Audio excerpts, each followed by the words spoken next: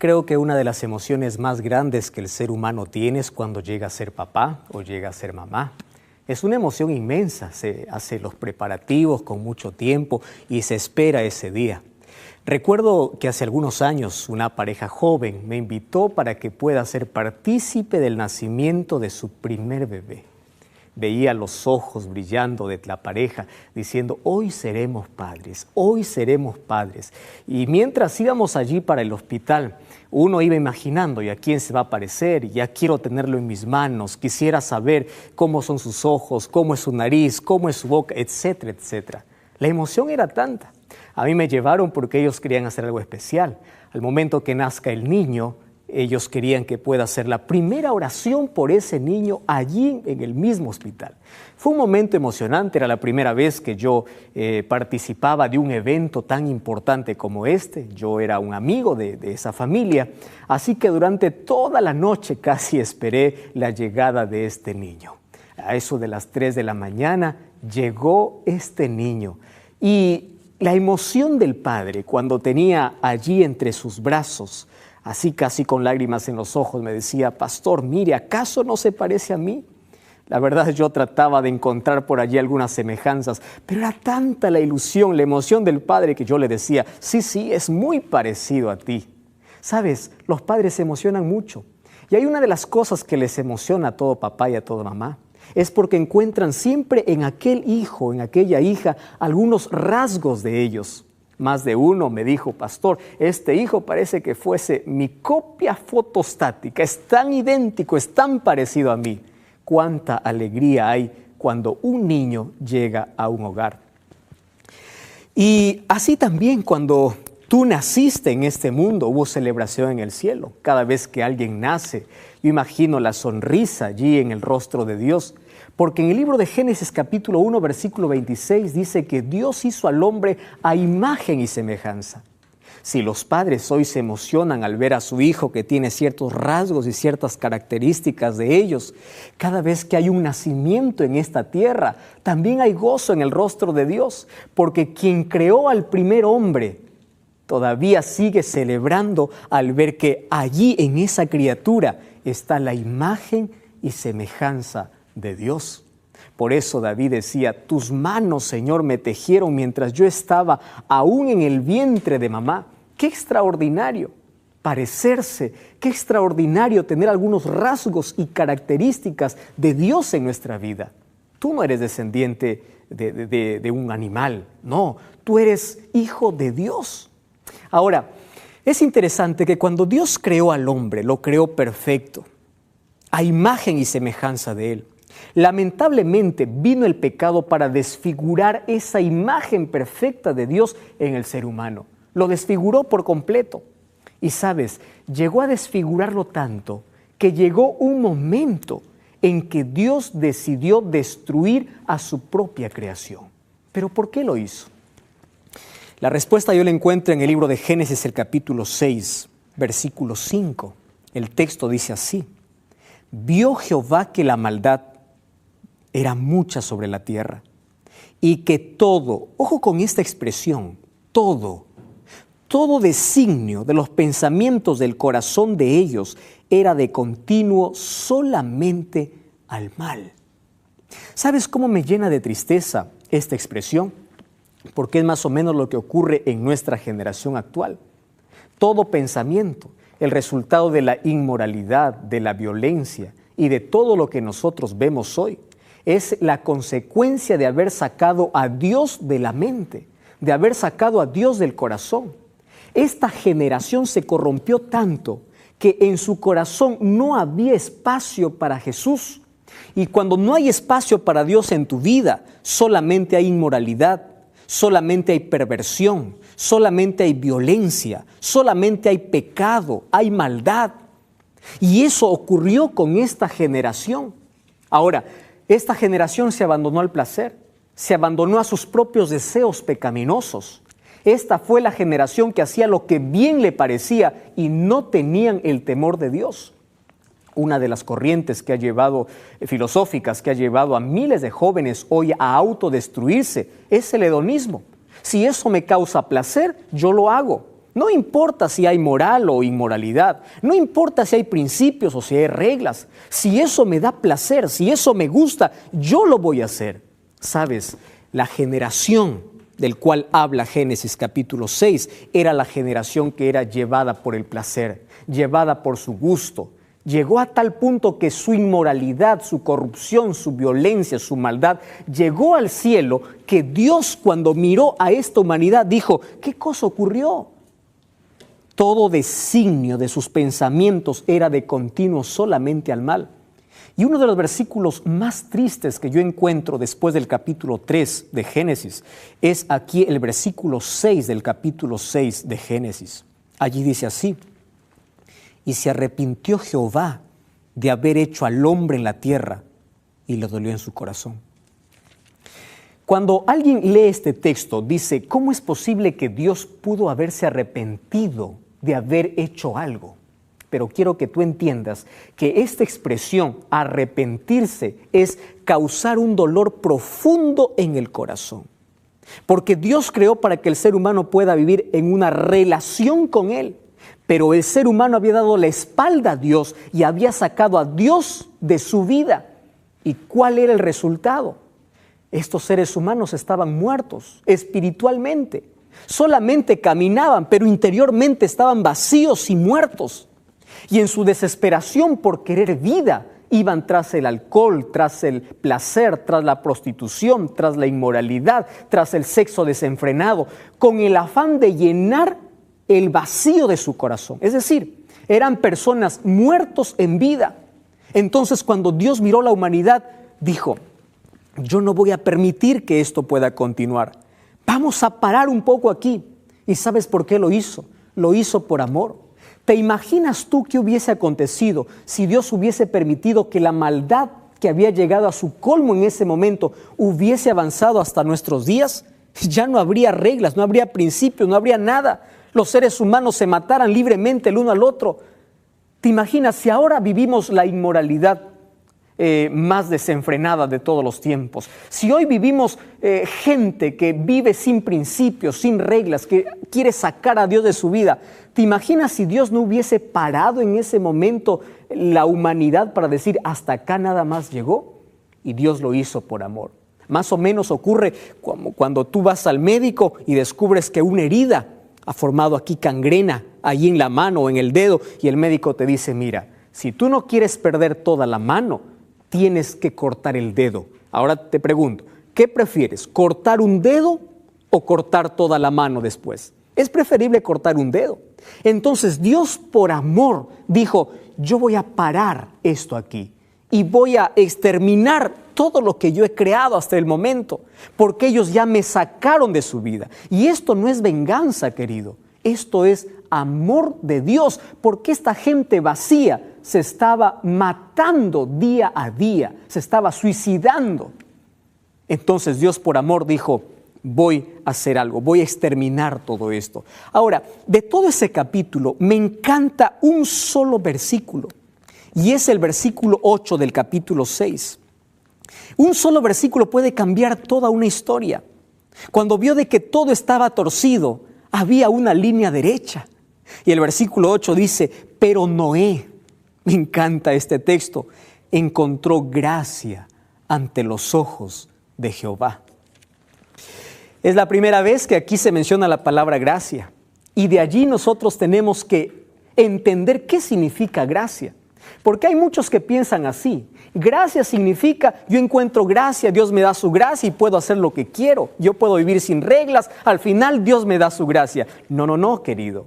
¿Sabes qué significa encontrar gracia? ¿Sabes qué significa recibir la gracia de Dios? La gracia va acompañada siempre de la fe, y la fe va acompañada siempre de la obediencia. Cuando Dios encontró a Noé una persona recta, Dios decidió salvar a Noé.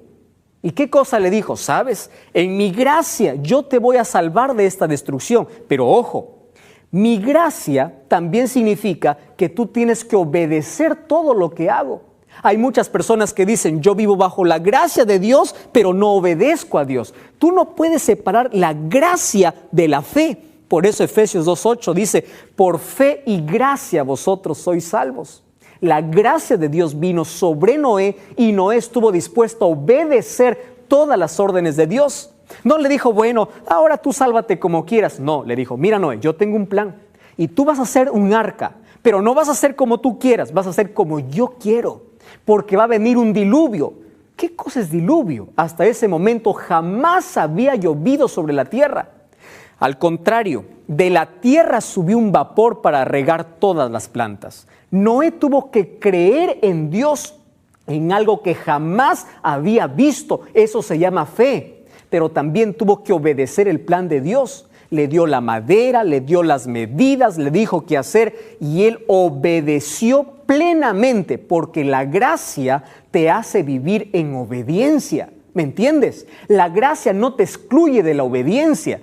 Entonces, querido, cuando tú dices soy salvo por su gracia, entonces tienes que estar dispuesto a vivir una vida de obediencia a Dios.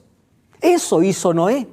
Ahora, yo quiero rescatar en este momento 3 cosas en la vida de Noé. Y para ello te quiero llevar al libro de Hebreos. El libro de Hebreos, el capítulo 11, el versículo 7. Dice así la palabra de Dios. Por la fe, Noé, cuando fue advertido por Dios acerca de cosas que aún no se veían, con temor preparó el arca para que pueda salvarse. Y por esa fe condenó al mundo y fue hecho heredero de justicia que viene por la fe. Número 1. Cuando recibes la gracia de Dios, la manera como recibes esa gracia, esa salvación, ese regalo del cielo, es mediante la fe. Y Noé fue un hombre de fe. ¿Qué significa ser un hombre de fe? No significa solamente creer en Dios, no, querido, porque probablemente toda la generación antediluviana creía en Dios. Pero Noé fue algo más allá, dio un paso más. La fe no solamente te lleva a creer en Dios, sino a creer a Dios. ¿Entiende la diferencia? Te explico aquí. Una cosa es decir, yo creo que Dios existe. Otra cosa es decir, creo que Dios existe y yo creo a sus promesas. ¿Quieres para hacerte un ejemplo? Cada vez que encuentras una dificultad en la vida, ¿a dónde corres? ¿Corres a Dios o buscas ayuda en otro lado?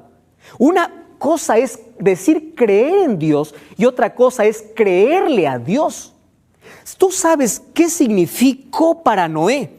En un momento cuando Dios le explicó, la tierra va a ser destruida con agua. ¿Y cómo es eso, Señor? Voy a abrir agua o voy a abrir las cataratas de los cielos y va a llover. ¿Qué cosa es lluvia? Significa que agua va a caer del cielo. Eso nunca había visto. Noé no solamente creyó en Dios, sino le creyó a Dios un fenómeno que jamás había ocurrido, algo que la ciencia nunca había aprobado, algo que los científicos de la época se burlarían si es que hubiesen escuchado una cosa así. Yo encuentro hoy mucha gente discutiendo a Dios, encuentro a mucha gente queriendo ser más sabia que Dios, encontrando que Dios le dice, este es el camino, este es el día a guardar, este es el alimento a comer, esto es lo que debes hacer. Y gente diciendo, no, Señor, eso es para otro lado, yo voy a seguir mi camino. Querido, tú no solo debes creer en Dios, debes creerle a Dios. Si Dios te dice, esto comes, eso debes comer, no tienes que discutirle. ¿Me entiendes? A Dios no se discute, a Dios se obedece. Aunque parezca ilógico, aunque parezca irrazonable, no existe lógica para la obediencia. Eso es lo maravilloso de Noé. Noé le creyó a Dios. Y allí en el libro de Hebreos, el capítulo 11, encuentro una galería de hombres y mujeres que no solamente creyeron en Dios, sino le creyeron a Dios, se aferraron a sus promesas. Y aunque en su razón no entendían por qué Dios les ordenaba, ellos obedecieron. Y eso es tu parte. Obedece lo que Dios te dice, porque su gracia te capacita para que tú vivas en obediencia a Dios. Número 2. Una de las cosas lindas que yo encuentro aquí en el libro de Génesis es lo siguiente. En el versículo 14 dice así: hazte un arca de madera de gofer. Es decir, Dios le explica hasta de qué madera. No es la madera que tú quieres, lo que yo te voy a pedir. Ahora, allí le da las indicaciones y en el versículo 22 dice así: Y así lo hizo Noé. Hizo conforme a todo lo que Dios le mandó. ¿Sabes cómo me encanta a mí esta expresión? Noé no dijo, a ver, yo voy a pensar qué cosa voy a obedecer de Dios y qué cosa no voy a obedecer de Dios. No dijo, bueno, Señor, esto no me conviene, esto sí. No, obedeció todo. ¿Entiendes ahora la clave? ¿Entiendes qué cosa es vivir en gracia? ¿Entiendes qué cosa es recibir la gracia? Él trabajó. Ahora, su fe lo pone en acción. Porque no solamente decir, Señor, yo creo, es verdad, tu palabra dice, pero yo hago otra cosa. No, era coherente entre lo que creía y entre lo que hacía. Señor, tú me ordenas, yo lo hago. Tú me dices, yo lo hago. Y aunque mi razón no entienda, yo voy a obedecer porque tú eres mi Dios. Eso hizo Noé. Ahora, número 1, era un hombre de fe. Número 2, era un hombre de trabajo. Es decir, su fe lo trasladó a la acción. Yo imagino la primera vez que él recibió esta indicación, reunió a todos los moradores, dijo, señores, va a haber un diluvio. También imagino que al principio muchos se unieron para este grande proyecto, pero a medida que pasaba el tiempo y veían que nunca cayó una gota del cielo, algunos empezaron a desanimar, algunos abandonaron el trabajo y empezaron a burlarse de Noé. Número 3, la tercera característica de Noé es que él no se desanimó. Él perseveró. ¿Sabes cuántos años duró esta construcción? 120 años. ¿Tú te aferrarías a una promesa 120 años, aun cuando tus ojos no vean una sola gota caer del cielo? Eso es creer en Dios. Eso es aferrarse a que Dios cumplirá sus promesas. La gente a Noé lo llamó loco. La gente lo llamó brujo, la gente lo llamó a Noé ignorante, y a pesar de la oposición, a pesar de las burlas, a pesar de que todo el mundo estaba en su contra, él siguió obedeciendo a Dios. Cada vez que había un martillazo construyendo el arca, era una amonestación, vengan, va a haber un diluvio, va a haber un diluvio, hasta que un día el arca se terminó.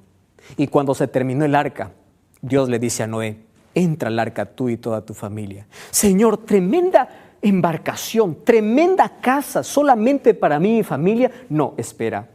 Y tú sabes lo que aconteció.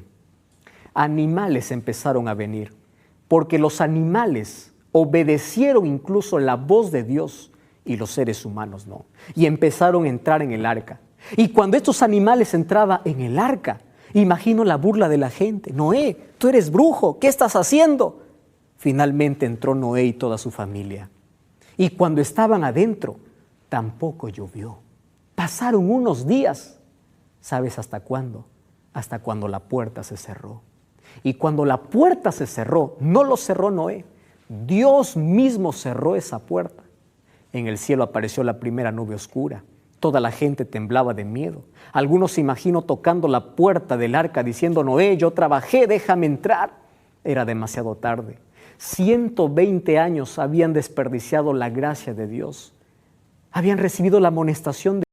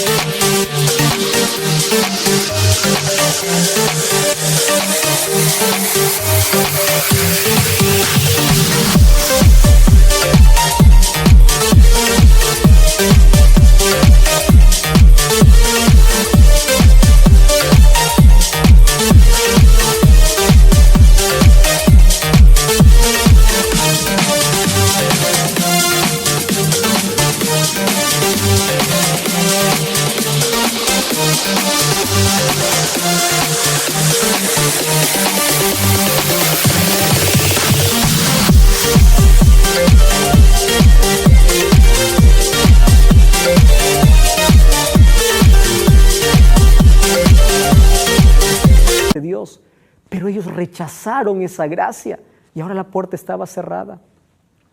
Ahora, esa arca hoy representa a Jesús. Jesús es el único medio de salvación. Esa arca tenía una sola puerta Y hoy también tienes una sola puerta para salvarte. Jesús dijo, yo soy la puerta. Jesús dijo, yo soy el camino. Hoy Jesús es esa arca. Y sabes, un día, así como se cerró el arca y solamente se salvaron los que estaban dentro del arca, un día también la gracia de Dios se cerrará. Por eso hoy es el momento de entregar el corazón a Jesús. Sabes, nosotros vivimos en la misma situación que vivió Noé. La misma inmoralidad, la misma violencia, el mismo mundo que vivió Noé, hoy lo vivimos en la actualidad. Hoy la gente ya no quiere creer ni a Dios ni creerle a Dios. Hoy la gente ya se burla diciendo, ¿cuándo va a venir Jesús? Más o menos como en los días de Noé. Cuando tú lees Mateo 27, tú vas a encontrar que Jesús dijo lo siguiente: así como en los días de Noé será la venida del Hijo del Hombre. ¿Por qué? Porque en los días de Noé había violencia, inmoralidad, desastre. Había dolor. Habían corazones vacíos. Estaba la misma realidad que hoy vivimos en la actualidad. Pero gracias a Dios que hoy todavía la puerta está abierta. Y sabes, esta vez Dios ya no castigará al mundo con agua, sino será con fuego y azufre. Y solamente se salvarán aquellos que hayan entrado por la puerta, y esa puerta es Jesús. Todo lo que hoy vemos, los grandes cerros, las grandes montañas, son la evidencia de que existió un diluvio universal, que le dolió tanto en el corazón de Dios, pero lo hizo por amor.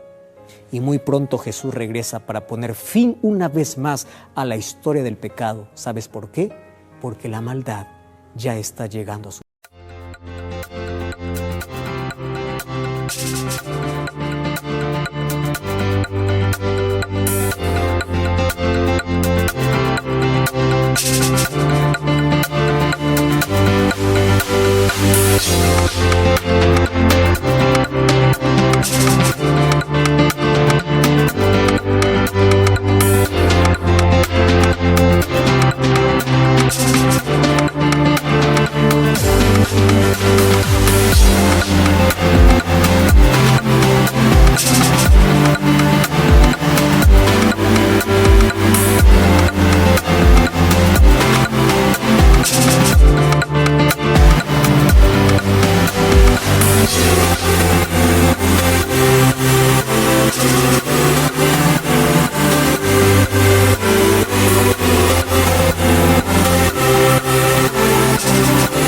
final. Yo te invito entonces hoy para que puedas entrar por esa puerta, para que puedas entrar al arca, que es tu único refugio. Esa arca y esa puerta es Jesús. ¿Quieres orar conmigo? Querido Dios, gracias por tu palabra. Gracias porque hoy me invitas a tener salvación y hoy por tu gracia tú quieres salvarme. Permíteme obedecerte así como te obedeció Noé, seguir las instrucciones de tu palabra, y hoy quiero aceptar a Jesús en mi corazón. Dame esa fe, esa seguridad, esa firmeza. Ayúdame a aferrarme de tus promesas porque sé que son reales. Toma mi vida, te entrego mi corazón en el nombre de Jesús. Amén. Gracias por acompañarme en este programa. Recuerda que la verdad te da libertad y te prepara para la eternidad.